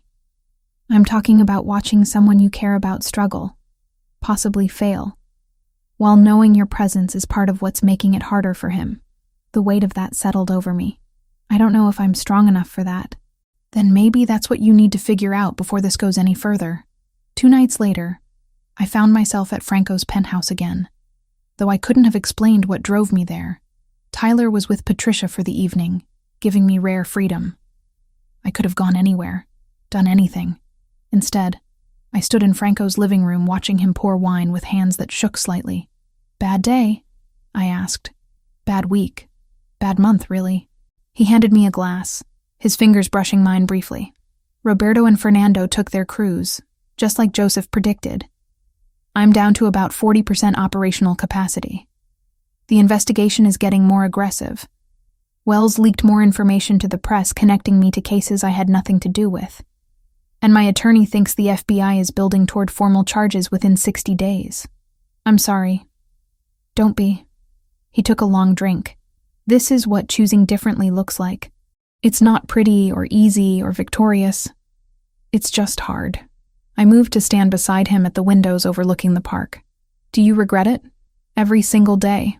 He turned to look at me, and the rawness in his expression stole my breath. But I'd make the same choice again because the alternative is losing the only thing that's made me feel human in 17 years. Tyler. You. The word hung between us. Both of you. but mostly you. Tyler reminds me what innocence looks like, what's worth protecting. But you, Samantha, you make me want to be someone who deserves protecting something that pure. My heart hammered against my ribs. Franco, I know. Bad timing. My world's collapsing. I have nothing to offer you except complications and danger. But I need you to know, before this gets worse, that you're the reason I'm fighting this way. Not because you forced me to, but because you showed me there was another option. I set down my wine glass with deliberate care, then reached up to cup his face between my hands. Ask me. Ask you what? What you said you would ask when I was certain, when there was no doubt. I held his gaze. Ask me now. Understanding dawned in his dark eyes, followed by something like fear. Are you certain? Because once I do this, once we cross this line, there's no going back to before. I've been certain for weeks. I'm just tired of waiting for the perfect moment when everything's resolved. Maybe this is the perfect moment. Maybe choosing each other in the middle of chaos is more real than choosing each other when everything's easy. Franco's hands came up to cover mine, holding them against his face. Can I kiss you? Yes. He closed the distance slowly, giving me every chance to change my mind. When his lips finally met mine, it was gentle, reverent, nothing like the passionate explosion I'd imagined. It was a question and an answer, a promise and a plea.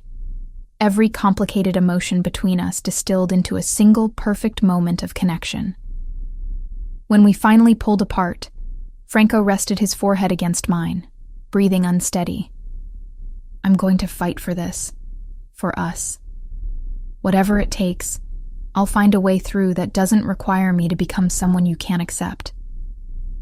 I know you will. I believed it completely, despite every rational reason not to. And I'll be right here while you do. Outside, the city glittered with possibility and danger in equal measure. Somewhere in those buildings, Brandon Wells plotted his next move.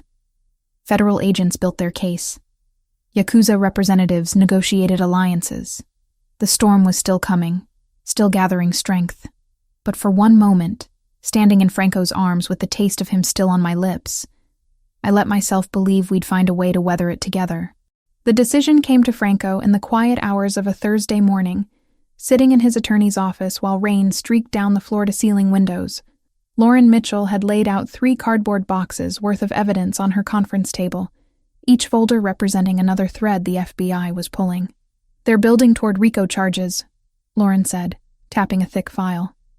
Racketeering, money laundering, conspiracy. They have financial records someone fed them, witness statements from people you've never met, surveillance photos going back 18 months. This isn't a fishing expedition anymore, Franco. They're preparing for prosecution. How long do I have? Realistically, 30 to 60 days before formal charges. Maybe less if they think you're a flight risk. She poured coffee from a carafe, her hands steady despite delivering news that would destroy most people. We can fight this. I have a good team. We'll challenge every piece of evidence, tie them up in motions for years. But I need you to be honest with me about what they might find if they keep digging. Franco thought about the warehouse meetings, the cash transactions, the agreements made in back rooms with men whose names never appeared on official documents. 20 years of careful insulation, layers between himself and anything prosecutable. But no system was perfect, and Wells had found the cracks. They'll find discrepancies, payments that don't quite match invoices, property transfers that look questionable under scrutiny. Nothing that definitively proves criminal activity, but suspicious patterns that fit their narrative. Can we explain those patterns? With enough legal creativity, probably. But it'll be expensive, time-consuming, and there's no guarantee we win. He stood, moving to the window. Manhattan stretched below, indifferent to his crisis. What if there was another option? Lauren's expression shifted, professional curiosity replacing the careful neutrality she'd maintained. What kind of option? The kind where I give them something bigger than me. Something valuable to their investigation that makes my small-time operations look irrelevant. You're talking about cooperation. She set down her coffee carefully. Franco, that's a massive step. Once you go down that road, there's no coming back. Your organization will fracture completely. People who've been loyal for decades will see it as betrayal. My organization is already fracturing. I've lost 2 captains and their entire crews. The people who stayed are 1 bad week away from jumping ship." He turned to face her. "What I'm asking is this. If I had intelligence about a larger criminal enterprise, one that's been trying to expand into U.S. territory, would federal prosecutors be interested in a deal?" Lauren leaned back in her chair, fingers steepled beneath her chin. "Depends on the intelligence. Would need to be verified, substantial, and lead to actual prosecutions. But yes, if the information was valuable like that, DOJ might be willing to negotiate. Archive the investigation against you, seize assets, supervision going forward, but no prison time. The Yakuza Yamaguchi has been trying to establish operations in New York for 5 years. I have documentation of their money laundering routes, names of American officials receiving bribes, details of human trafficking operations they're running through West Coast ports." Franco pulled out his phone, scrolling to encrypted files he'd been collecting as insurance for years. "This isn't speculation or hearsay. It's documented evidence that could dismantle their entire North American network." Lauren's eyes widened fractionally, the only sign of surprise she allowed. "How did you obtain this information?" "By being more paranoid than my competitors. Every time the Yakuza made a move in territory adjacent to mine, I had people documenting it. I never planned to use it for cooperation. But I also never planned to be backed into a corner by Brandon Wells. This is a different level, Franco. You're talking about bringing down an international criminal organization. The Yakuza doesn't forgive that kind of thing. Neither does the FBI forgive organized crime in their backyard. I'd rather take my chances with one than the other." He pocketed his phone. "Set up a meeting, quietly. I want to talk to whoever's running this investigation." Lauren spent 3 days making arrangements, using back channels and trusted intermediaries to ensure the meeting wouldn't leak. When it finally happened, it was in a nondescript office building in Lower Manhattan, the kind of place where dozens of businesses operated anonymously. Special Agent Daniel Foster looked younger than Franco expected, maybe 40, with sharp eyes that cataloged everything without seeming to. He sat across from Franco and Lauren at a plain conference table, 2 other agents flanking him silently. Mr. Ricchetti. "I'll admit, when your attorney requested this meeting, I was skeptical about what you could possibly offer that would interest us. Then let me make it simple." Franco slid a USB drive across the table. "That contains financial records, communication intercepts, and operational details of the Yakuza Yamaguchi's North American network. Specifically, their money laundering operation through cryptocurrency exchanges, their human trafficking routes from Asia through Seattle, and the names of 15 U.S. officials, including 2 federal judges, who've accepted bribes in exchange for interference." Foster picked up the drive, turning it over in his hands without inserting it into anything. "This is allegedly from the Yamaguchi organization, verified and cross-referenced. 5 years of intelligence gathering. Routes, methods, contact information, financial accounts, everything you'd need to build prosecutions that would cripple their operations for the next decade. And you're offering this because? Because you're investigating me for crimes that, in the grand scheme, are relatively minor compared to international human trafficking and judicial corruption. Because I'm trying to transition out of illegal operations anyway, and this gives me leverage to do it on better terms. And because Brandon Wells has allied himself with the Yamaguchi to destroy me, which makes them my problem as much as yours." Foster exchanged glances with his colleagues, silent communication passing between them. "Even if this information is legitimate, and we'd need to verify every detail, what exactly are you proposing?" Lauren spoke up, her voice crisp and professional. "My client is willing to provide this intelligence and cooperate fully with your investigation into the Yamaguchi network. In exchange, we're requesting that the current investigation into Mr. Ricchetti be archived, his assets released from seizure, and a supervised transition period where he winds down any remaining questionable operations under federal oversight." "No prison time," Foster said flatly, "for someone we believe has run an organized criminal enterprise for over a decade. For someone who's providing you with evidence that will lead to dozens of prosecutions more significant than anything you could build against him," Lauren countered. "The cost-benefit analysis here is clear, Agent Foster. You can spend years trying to convict my client on charges that might not stick, or you can use what he's offering to take down an international organization that's been operating with impunity on U.S. soil." Foster set the drive down, folding his hands on the table. I'll need to verify the contents before we discuss any deal. If this is what you claim, I'll bring it to my superiors and the DOJ. But understand something, Mr. Ricchetti. If you're cooperating with us, you're burning every bridge you have in the criminal world. People who've worked with you for years will see this as the ultimate betrayal. You'll need protection, probably relocation, definitely a complete restructuring of your life. I understand. Do you? Foster leaned forward. Because in my experience, men like you don't really grasp what cooperation means until you're watching everything you built crumble around you. Your organization will fracture, your reputation will be destroyed, former associates will become enemies. This isn't a reset button. It's scorched earth. Franco thought of Tyler's small hand in his during museum visits, of Samantha's steady gaze when she'd told him she'd stay through whatever came. I'm aware of the costs. I'm choosing to pay them anyway. Foster studied him for a long moment, then nodded slowly. We'll be in touch within 72 hours. The verification process took 6 days.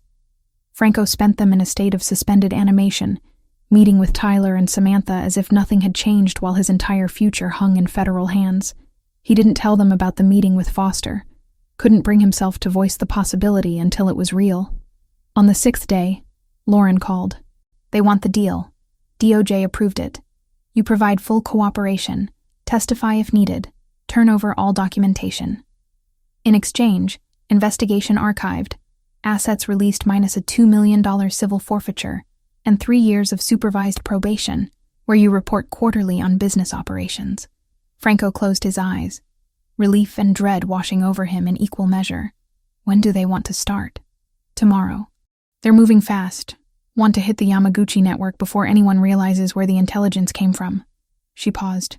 Franco, this is going to get ugly. When word spreads that you cooperated with feds, the fallout will be immediate and severe. I need you prepared for that. I'm prepared. He wasn't. Not really. But there was no going back now.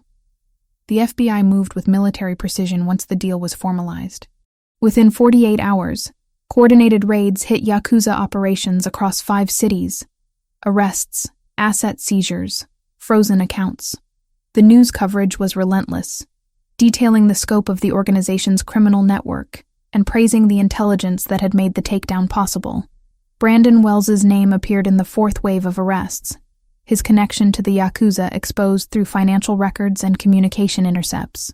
The man who'd set out to destroy Franco found himself facing federal charges for conspiracy, money laundering, and providing material support to a criminal organization. Franco watched the news coverage from his penthouse, Joseph standing silently beside him. Roberto called, Joseph said finally, along with about 20 others from the organization. They know it was you who provided the intelligence. They know you cooperated. What did you tell them?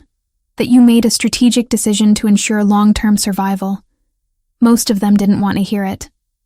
Roberto specifically said you violated every code we operate under, and that there will be consequences. Let them try. Franco's voice was flat, exhausted. I'm done with those codes. I'm done with that world. They won't make it easy. You've burned bridges with everyone who operated under those old rules. And the Yakuza, if any of them avoid prosecution, they'll have long memories. I'll deal with it. Franco turned from the window. What about you? You staying or following Roberto out the door? Joseph was quiet for a moment. I've known you since you were 20 years old. I watched you take over from your father, build this organization from the ground up. And in all those years, I've never seen you care about being anything other than successful. Until now. That didn't answer my question. I'm staying. Because whoever you're becoming is more interesting than who you were. Joseph moved toward the door. But I hope she's worth it, Franco. That woman and her son. Because you just traded an empire for the chance to be part of their lives. She is. They both are. After Joseph left, Franco stood alone in his penthouse, surrounded by the trappings of wealth that suddenly felt meaningless. He'd won, in the most technical sense. The investigation was over. Wells was facing justice. The Yakuza network was dismantled. But the cost was everything he'd spent 2 decades building. His organization would dissolve completely now, captains taking their operations independent or joining other groups. His reputation in the criminal world was destroyed permanently, and somewhere out there, people who'd once been loyal now considered him a traitor worth eliminating. He pulled out his phone, stared at Samantha's contact. She deserved to know what he'd done, what was coming, but the words wouldn't form. Fear of her reaction paralyzing him. A knock on his door pulled him from the spiral. When he opened it, Samantha stood there with Tyler asleep on her shoulder, her expression determined. "I saw the news," she said simply. "Can we come in?" Franco stepped aside, letting them enter. Samantha laid Tyler on the couch, covering him with the blanket Franco kept there, then turned to face him. "Tell me what you did." So he did. Everything. From the meeting with Foster, to the deal, to the verification, to the raids. He left nothing out, watching her face for signs of judgment or fear or disgust.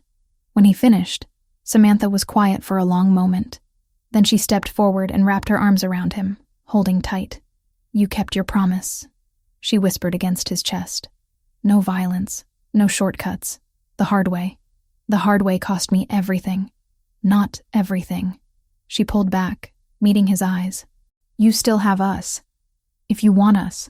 Franco's hands came up to frame her face, thumbs brushing away tears he hadn't realized were falling down his own cheeks. "That's all I want.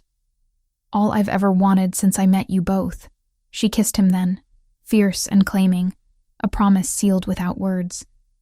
When they finally separated, Tyler was watching from the couch, his blue eyes serious and evaluating. Franco knelt beside him. "Hey, buddy. You okay?" Tyler studied him for a moment, then reached out and touched Franco's face gently, deliberately, a gesture of comfort, of understanding beyond words. "He knows," Samantha said softly. "Somehow, he always knows." Franco gathered Tyler into his arms, holding the child who'd changed everything, and let himself believe that maybe trading an empire for this, for genuine connection, for love, for the possibility of redemption, had been the best decision he'd ever made, even if it meant facing consequences he couldn't yet imagine. 8 months had passed since Franco's world had imploded and rebuilt itself into something unrecognizable. The penthouse overlooking Central Park remained his, but most of the other properties had been sold or seized. The empire he'd spent 2 decades constructing had dissolved like morning fog, leaving behind only the legitimate businesses and a handful of investments that could survive federal scrutiny. Franco sat in what used to be his office at the Foundation headquarters, reviewing grant applications with the same focus he'd once applied to territorial negotiations. The Luca R. Foundation had expanded significantly, now operating in 3 states with a staff of 12. It was the part of his legacy he'd kept, the piece that meant something beyond accumulation of power and money.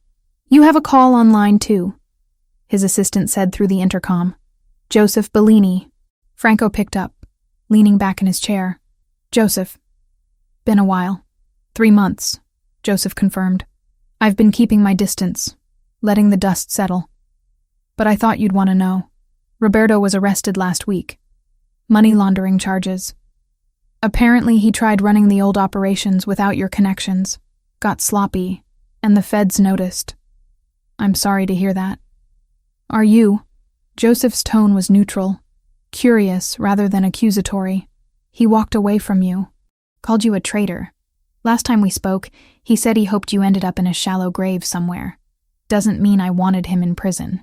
Franco rubbed his eyes, exhaustion from late nights reviewing financial statements catching up to him.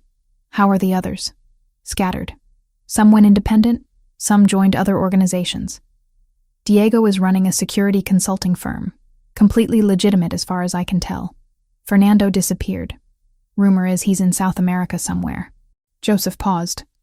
"The organization you built doesn't exist anymore, Franco. Whatever pieces remained after you cooperated with the feds, they've fragmented into nothing. Good. That was the point. Was it worth it?" The question held no judgment, just genuine curiosity from someone who'd known him for 15 years. Trading everything for a shot at legitimacy? Franco thought about Tyler's 7th birthday party 3 weeks ago. 20 children from the therapy program, most on the autism spectrum, playing in a carefully organized environment that minimized sensory overload. Tyler had spoken 12 words that day, including Franco and cake, and happy. The progress was slow, but undeniable, measured in tiny victories that meant everything. "Yes," he said simply. It was worth it. After Joseph hung up, Franco returned to the grant applications, approving funding for 3 families whose situations reminded him achingly of Samantha's struggle when he'd first met her. The foundation had helped 47 families in the past 8 months alone, providing therapy funding, respite care, and educational resources.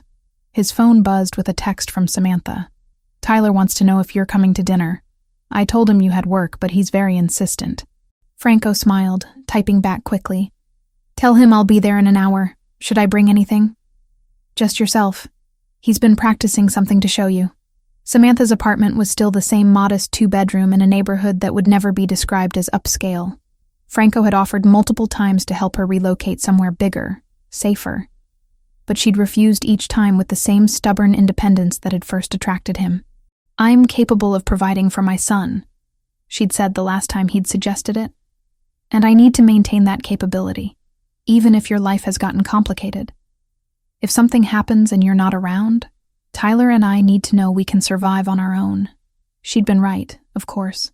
Franco's supervised probation meant quarterly reports to federal agents, random audits of his business dealings, and the constant possibility that one misstep could land him in prison despite the deal. Living independently from him wasn't just pride, it was practical survival. Tyler answered the door when Franco knocked, his small face lighting up with recognition and joy. "Franco." The word was clear, deliberate. One of the 27 words Tyler could now produce verbally. Each one was a triumph, celebrated by everyone in his support network. "Hey, buddy." Franco knelt down, accepting the enthusiastic hug Tyler offered. Physical affection had become easier for Tyler over the past months, though he was still selective about who received it. "Your mom says you have something to show me." Tyler nodded vigorously, grabbing Franco's hand and pulling him toward the living room. Samantha stood in the kitchen doorway, wearing jeans and a sweater that had seen better days, her hair pulled back in a messy ponytail. She was beautiful in a way that had nothing to do with polish or presentation, and everything to do with the warmth in her eyes when she looked at her son. "He's been practicing all week," she said. "I have no idea if this will actually work, but he's determined." Tyler positioned Franco on the couch, then carefully retrieved the chess set they'd been using for months. But instead of setting up for a game, Tyler began moving pieces with deliberate purpose, speaking as he did. "Pawn. Forward. 2. Franco's breath caught. Tyler was calling out chess moves, narrating his own actions in real time. The speech therapy, the intensive work, all of it culminating in this moment, where Tyler independently chose to combine his love of patterns with his developing verbal skills. "That's incredible, Ty." Franco kept his voice steady, despite the emotion threatening to overwhelm him. "You're playing and talking at the same time. Knight. L-shape." Tyler moved the piece, then looked at Franco expectantly. They played for 20 minutes, Tyler narrating each move with increasing confidence. Some words were unclear, the articulation imperfect, but the intent was unmistakable. When Tyler finally declared "checkmate" in his small, proud voice, Franco pulled him into a hug that the boy accepted without resistance. Over dinner, Samantha filled Franco in on the details he'd missed during his busy week. Tyler's speech therapist was recommending reduction to twice-weekly sessions instead of 3 times, a sign of genuine progress. The occupational therapy was also scaling back as Tyler developed better sensory regulation. The intensive early intervention was paying off in ways they'd barely dared hope for 8 months ago. "I enrolled in classes," Samantha said casually while clearing plates. "Community college, business administration with a focus on nonprofit management." Franco stopped mid-movement. "That's wonderful. When did you decide that?" "About a month ago. I've been volunteering at the foundation, seeing how it operates, and I realized I could actually do this professionally.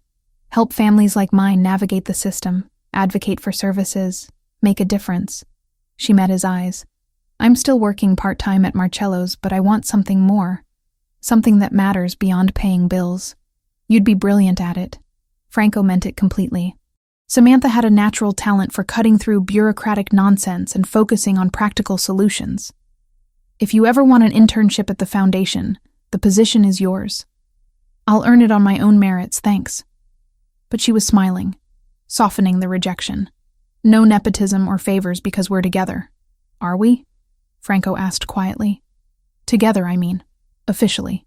Samantha set down the dish she was drying, considering the question with her characteristic thoughtfulness. We see each other 4 times a week. You have a drawer in my dresser. Tyler calls you by name and gets upset when you're late. I haven't looked at another man in 8 months. So yes, I'd say we're together. But you won't let me help you financially. Won't move somewhere safer. Won't accept anything that looks like dependence. Because I can't build my life around someone else's resources, Franco. I learned that lesson when Anthony died and I had nothing to fall back on. She dried her hands on a towel, moving to stand in front of him. I care about you deeply. I might even love you, though I'm still working through what that means. But I need to know Tyler, and I can survive without you. Because your world is still dangerous in ways mine isn't. She was right, as usual. The supervised probation was stable for now. But Franco lived with the knowledge that federal agents were watching, that former associates held grudges, that the Yakuza didn't forgive cooperation even across international borders. Building a life with him meant accepting those risks, and Samantha was clear-eyed about what that required. I understand. He pulled her closer, wrapping his arms around her waist. But for the record, I definitely love you. Both of you. That's not something I'm working through. I'm completely certain. Samantha smiled against his chest, her arms coming up to circle his neck. Then I guess that's a good start. Later, after Tyler was asleep and they sat together on her worn couch, watching a movie neither was paying attention to, Samantha spoke into the comfortable silence. Joseph called me last week. Franco tensed. Why? To warn me. He said there are still people angry about your cooperation, that I should be careful, that Tyler and I might be vulnerable because of our relationship with you. She felt Franco start to pull away and held him tighter. I didn't tell you because I knew you'd panic and try to wrap us in layers of security that would suffocate us both. Samantha, if there's a credible threat, Joseph said it's mostly talk. Angry people venting, but no concrete plans or imminent danger. He's keeping ears to the ground and promised to tell me if that changes. She tilted her head to look at him. I'm not naive about the risks, but I'm also not going to live in fear of possibilities. We take reasonable precautions, stay aware, but we don't let it control our lives. Franco wanted to argue, to insist on armed security and safe houses and all the measures his protective instincts demanded. But he'd learned over the past 8 months that Samantha made her own decisions about acceptable risk, and trying to override that destroyed the trust between them faster than any external threat. Fine, but you tell me immediately if anything seems off, anything at all. Deal. 3 weeks later, Franco received notification that Brandon Wells had been sentenced to 12 years in federal prison for conspiracy, money laundering, and providing material support to a criminal organization. The Yakuza Yamaguchi network in North America had been effectively dismantled, with over 60 arrests and hundreds of millions in seized assets. The news coverage praised the intelligence that had made the takedown possible, though Franco's name was carefully omitted from official statements. The deal with the FBI had included provisions protecting his identity as a cooperating witness, though anyone in the criminal world who cared to know had already figured it out. Joseph called that evening. Wells is done. 12 years, no possibility of parole before 8. He'll be an old man when he gets out. Good. Franco felt no satisfaction in Wells's downfall, just relief that the threat was neutralized. And the Yakuza? Broken in the US. They'll rebuild eventually, but it'll take years. You're probably safe from them, though I wouldn't recommend visiting Japan anytime soon. Joseph chuckled darkly. The irony is that Wells set out to destroy you and ended up destroying himself instead. If he'd just let that night at the restaurant go, none of this would have happened. Ego and revenge make people stupid. They certainly do. Joseph paused. For what it's worth, Franco, I think you made the right choice. Not the easy one, not the one most of us would have made, but the right one. The man you're becoming is better than the man you were. Coming from Joseph, who'd known him at his worst, the words meant something.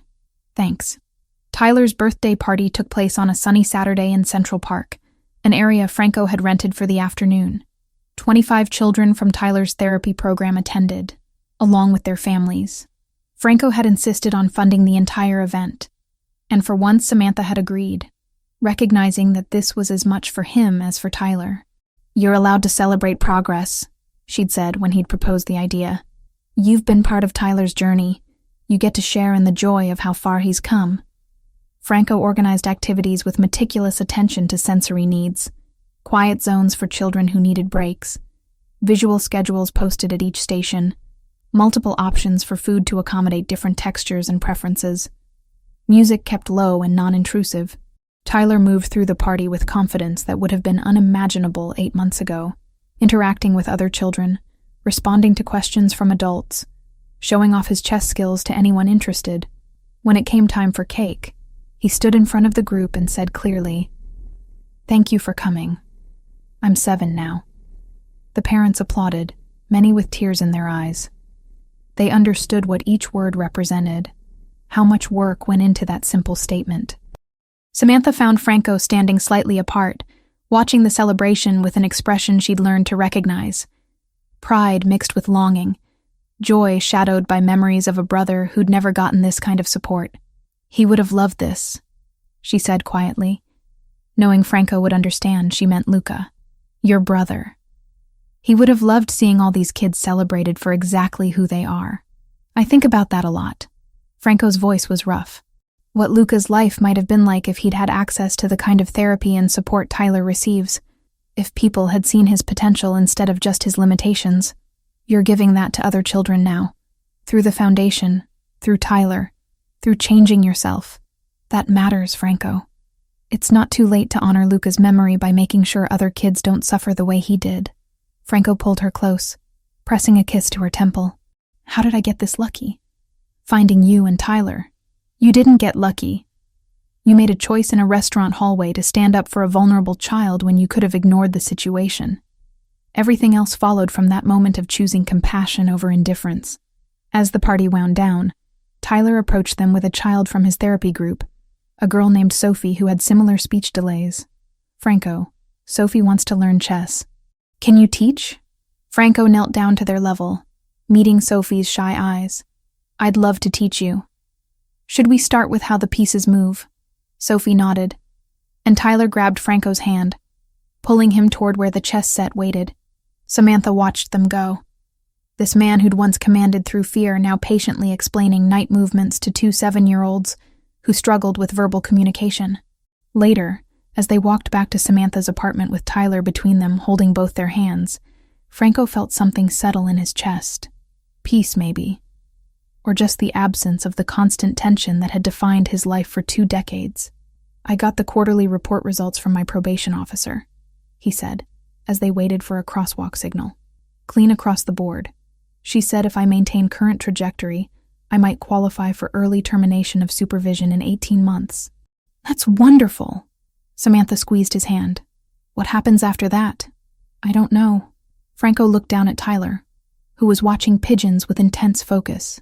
"Maybe I just keep doing this. Running the foundation, helping families, being present for the people I care about. Novel concept for me. Living without a grand plan for accumulation of power. Sounds pretty good to me." Tyler looked up at both of them, his expression serious. "Ice cream?" They laughed, the sound carrying across the city noise. Tyler had learned to ask for things he wanted, to communicate needs and desires verbally. Another small victory in a journey filled with them. "Yeah, buddy," Franco said. "We can get ice cream." As they walked toward the ice cream shop Tyler favored, Franco reflected on the distance he'd traveled in 8 months. From a man who solved problems with violence to someone who sat on park benches teaching chess. From an empire built on fear to a foundation built on compassion. From someone who'd spent 17 years running from grief to someone finally learning to honor his brother's memory through action instead of guilt. The path ahead wasn't certain. Threats still existed, probation supervision continued, and building legitimate businesses from the ashes of criminal enterprise was proving harder than he'd anticipated. But walking through Manhattan with Samantha's hand in his and Tyler's delighted chatter about ice cream flavors filling the air, Franco decided that uncertainty was acceptable. He'd chosen this, all of it. The hard path, the transformation, the risk of caring deeply about people who could be hurt by his past. And he'd choose it again every single day. Because happiness, Franco was learning, wasn't about having everything under control. It was about finding people worth changing for and then doing the work to become someone who deserved them. The rest was just details to figure out along the way. The end.